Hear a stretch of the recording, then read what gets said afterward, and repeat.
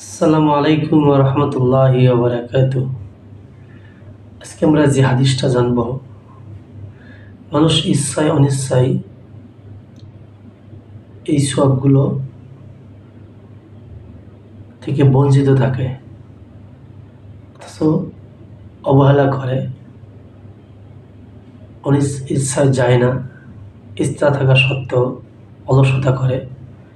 রাসূল সাল্লাল্লাহু আলাইহি ওয়াসাল্লাম কি বলেছেন এ বিষয়ে আমরা জানব।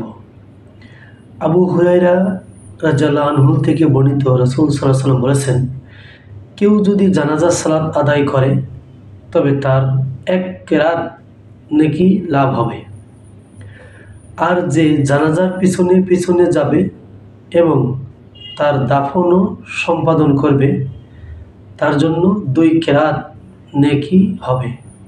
এর একটি বা ছোটটি হলো উহুদ পাহাড়ের সমান। হাদিসটি তিরমিজি 1040 নম্বর হাদিস। আমরা জানতে পারলাম জানাজায় কত সওয়াব, দাফন কাফন সম্পন্ন করলে কত সওয়াব রাসূল সাল্লাল্লাহু আলাইহি ওয়াসাল্লাম বলেছেন, অথচ আমরা অলসতা করি, যায় না। মহান রব্বুল আলামিন আমাদেরকে এই সওয়াব অর্জনের তৌফিক দান করুন। সকলে বলি আল্লাহুম্মা আমিন। আসসালামু আলাইকুম ওয়া রাহমাতুল্লাহ।